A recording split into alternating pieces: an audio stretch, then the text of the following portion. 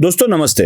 महाराष्ट्र में विधानसभा का सत्र चल रहा है और इस सत्र के दौरान बीच में ही विधानसभा के सत्र को अधूरा छोड़ते हुए एकनाथ शिंदे दिल्ली पहुंचे।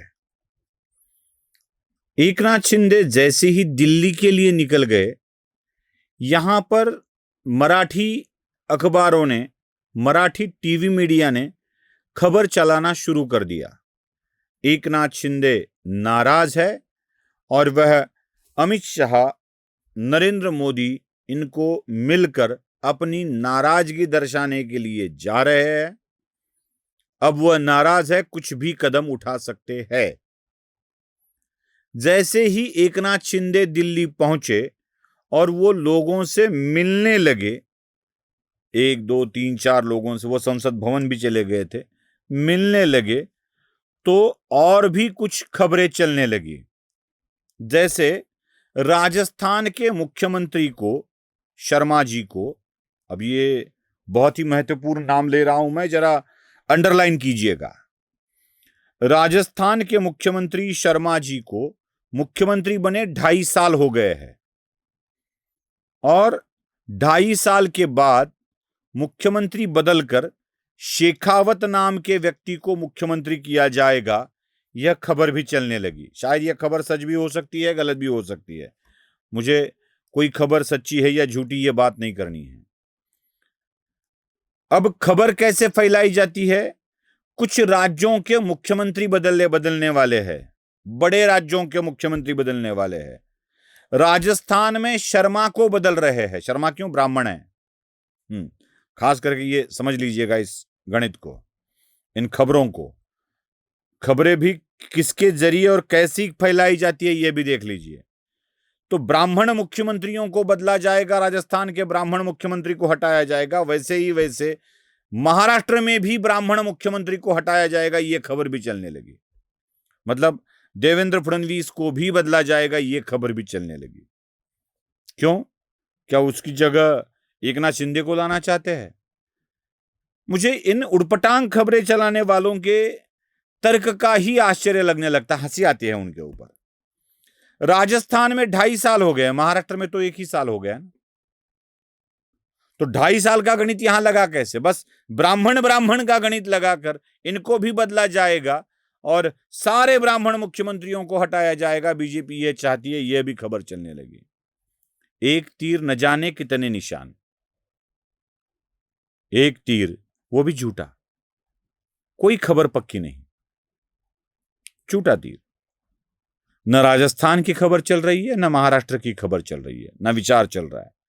और मोदी को कुछ निर्णय लेना है तो इन खबरबाजों को बताकर थोड़ी ही निर्णय लेते हैं। ये बाद में खबरें बनती है, ऐसा किया, वैसे किया, मास्टर ट्रोक दिया, वो दिया, ये बाद में चलता है।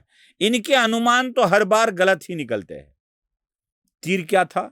ब्राह्मण मुख्यमंत्रियों को बदला जा रहा है। क्यों?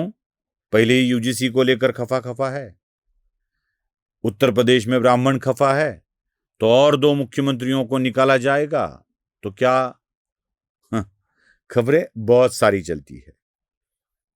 लेकिन सच में शिंदे नाराज है या कुछ और राज है, ये कौन ढूंढेगा? मैं एकनाथ शिंदे के दिल्ली जाने के बाद उनके हर एक कृति को बार बार देख रहा था। जैसे ही एकनाथ शिंदे दिल्ली में संसद भवन पहुंचे, उनसे मिले मोदी के केंद्रीय मंत्रिमंडल के एक बहुत बड़े मंत्री किरण रिजिजू। और किरण रिजिजू एकनाथ शिंदे से मिलकर जिस तरह से बात कर रहे थे और एकनाथ शिंदे, उनके बेटे इस तरह से उनको प्रतिसाद दे रहे थे, वह देखकर कुछ अनबन है, नाराजगी है, ऐसे तो नहीं दिखता है। हो सके तो देख लीजिएगा इस पूरे के पूरे वीडियो को, मैं पूरा वीडियो दिखा देता हूं। दिल्ली में नमस्कार, आपका स्वागत है पार्लियामेंट में। ये हमारा छोटा भाई है, मेरा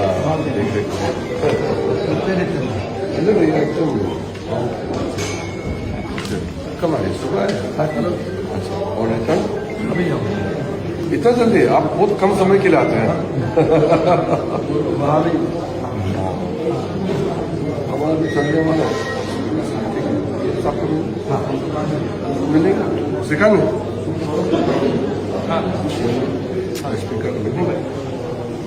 देखा, यह शूटिंग कैंडिड है, पता ही नहीं है किसी कोई शूट कर रहा है, और यह शूटिंग हो चुकी है। और यह बात हमें साफ तौर पर नजर आती है कि एकनाथ शिंदे नाराज है या नहीं है। मतलब वो अपने भाई जैसा समझते हैं और दोनों इतने घुल मिल कर बात कर रहे हैं। एकनाथ शिंदे का एक भी बयान क्या आपको नाराजगी वाला दिखा? मैं प्रधानमंत्री नरेंद्र मोदी जी से मिला, उनको नाराजगी जाहिर की, ऐसा कहीं बताया उन्होंने? उल्टा किस तरह के काम होने चाहिए, क्या क्या होना चाहिए, यह बोलने के लिए वो गए थे। और अहम मुद्दा, एकनाथ शिंदे अपने पार्टी के दिल्ली स्थित नेताओं से मिले।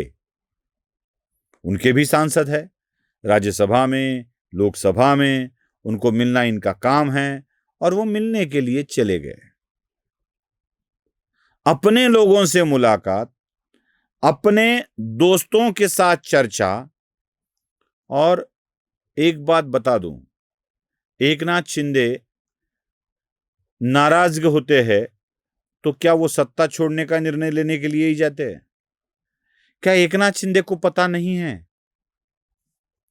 कि उन्होंने सत्ता छोड़ भी दी तो भारतीय जनता पार्टी की सरकार को कुछ होने वाला नहीं है, न महाराष्ट्र में न केंद्र में? क्या एकनाथ शिंदे को यह पता नहीं होगा कि केंद्र में भी कुछ फर्क नहीं पड़ेगा, राज्य में भी कुछ फर्क नहीं पड़ेगा, जो कुछ फर्क पड़ेगा वो किसे पड़ेगा? बिना जरूरत के एकनाथ शिंदे ऐसा आत्मघाती कदम क्यों उठाएंगे? तो एकनाथ शिंदे गए थे क्यों? एकनाथ शिंदे राज्य में केंद्र के पहल से ही सत्ता में हैं, और उनको जो कुछ भी राज्य में चाहिए वो केंद्र से ही बात करते हैं। यही बात होती थी बाला साहब ठाकरे के वक्त शिवसेना की भी। बाला साहब ठाकरे को जो भी कुछ बताना होता था वह केंद्र के नेताओं को ही बताते थे, और केंद्र के नेता राज्य के नेताओं की तरफ ये बातें देते थे और कहते थे कि पार्टी ने ये निर्णय लिया है। गोपीनाथ मुंडे से शिवसेना की बात नहीं होती थी, ना कभी प्रमोद महाजन से शिवसेना की बात होती थी, ना कभी उस वक्त अन्ना डांगे से की, ना किसी और भारतीय जनता पार्टी के, ना नितिन गडकरी से की, ना कभी सुधीर मुनगंटीवार से की, ना कभी चंद्रकांत पाटिल से की। बात होती थी दिल्ली में, और दिल्ली से भारतीय जनता पार्टी के राज्य इकाई के नेताओं को यह बात बोली जाती थी। वही सिलसिला है। एकनाथ शिंदे अपने पार्टी का पक्ष केंद्र के नेताओं के पास रखते हैं, और केंद्र के नेता एकनाथ शिंदे की बात राज्य के नेताओं को बताते हैं, और वही काम आगे बढ़ता है। इसी को आगे बढ़ा रहे एकनाथ शिंदे। बस खबरें फैलाकर अविश्वास पैदा करने वालों के मन में यही दिखाने की कोशिश है कि एकनाथ शिंदे नाराज है, और वो नाराज है इसलिए सत्ता छोड़ सकते हैं और सरकार गिर जाएगी। ये ख्याली पुलाव पकते पकते बहुत टाइम लगने वाला है। ये बीरबल की खिचड़ी कभी पकने वाली नहीं है, इतना याद रखिए। एकनाथ शिंदे सच में नाराज है या कोई और राज है, ये आने वाले दिनों में आपको पता चलेगा। नमस्ते। स्वधर्म जागृतीचा विधायक बुरुज